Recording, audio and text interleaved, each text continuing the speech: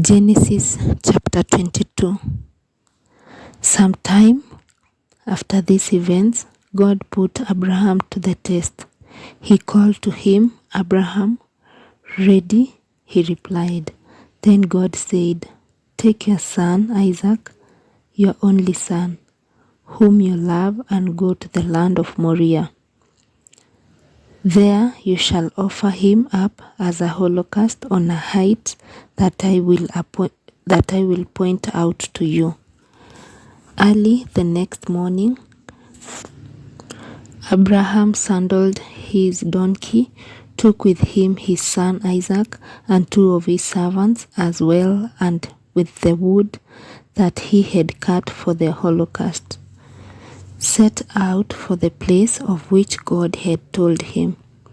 On the third day, Abraham got sight of the place from afar.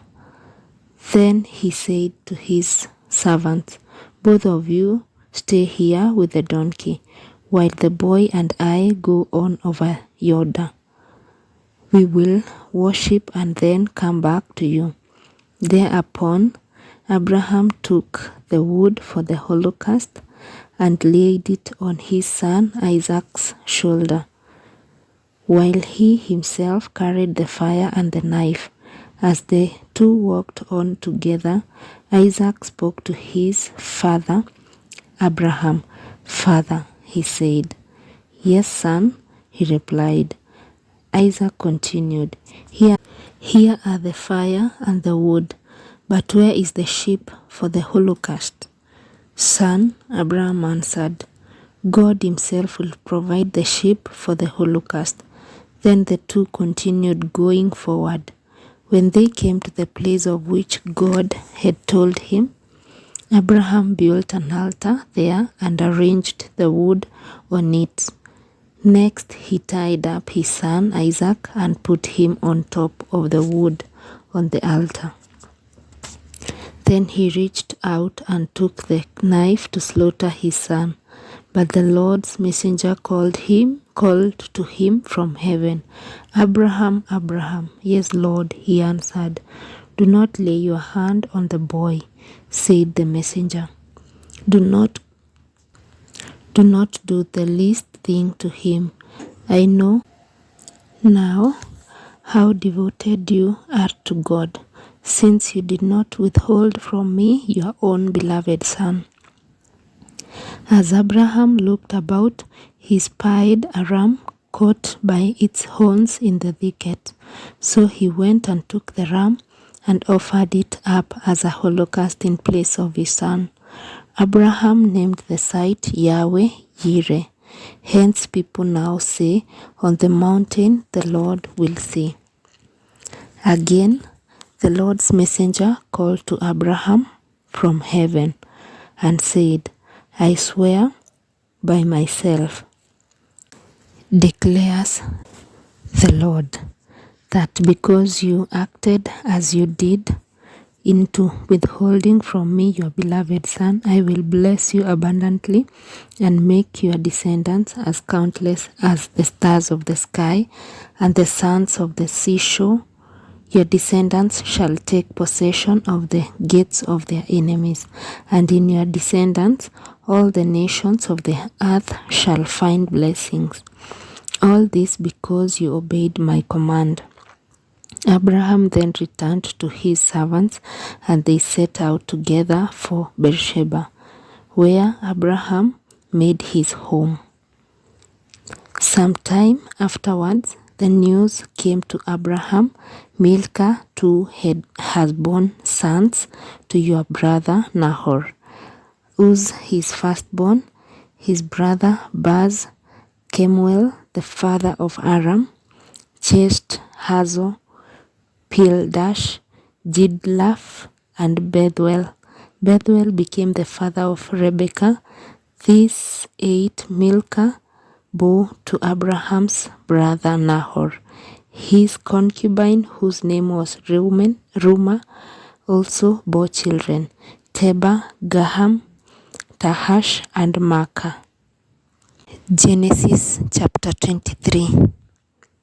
The span of Sarah's life was 127 years. She died in Kiriathamba, that is Hebron, in the land of Canaan. And Abraham performed the customary mourning rites for her. Then he left the side of his dead one and addressed the Hittites. Although I am a resident alien among you, sell me from your holdings a piece of property for a burial ground, that I may bury my dead wife. The Hittites answered Abraham, Please, sir, listen to us. You are an elect of God among us. Bury your dead in the choicest of our burial sites. None of us will deny you this burial ground for the burial of your dead. Abraham, however, began to bow low before the local citizens, the Hittites, while he appealed to them, If you will allow me room for burial of my dead, listen to me. Intercede for me with Ephron, son of Zohar, asking him, Sell me the cave of Machpelah that he owns. It is at the edge of his field. Let him sell it to me in your presence at its full price for a burial place. Now Ephron was present with the Hittites, so Ephron the Hittite replied to Abraham in the hearing of the Hittites who sat on his town council, Please, sir, listen to me. I give you both the field and the cave in it. In the presence of my kinsmen, I make this gift. Bury your dead. But Abraham, after bowing low before the local citizens, addressed Ephron in the hearing of these men. If only you will please listen to me, I will pay you the price of the field. Accept it from me, that I may bury my dead there. Ephron replied to Abraham, Please, sir, listen to me. A piece of land worth 400 shekels of silver, what is that between you and me? As long as you can bury your dead. Abraham accepted Ephron's terms. He weighed out to him the silver that Ephron had stipulated in the hearing of the Hittites, 400 shekels of silver at the current market value.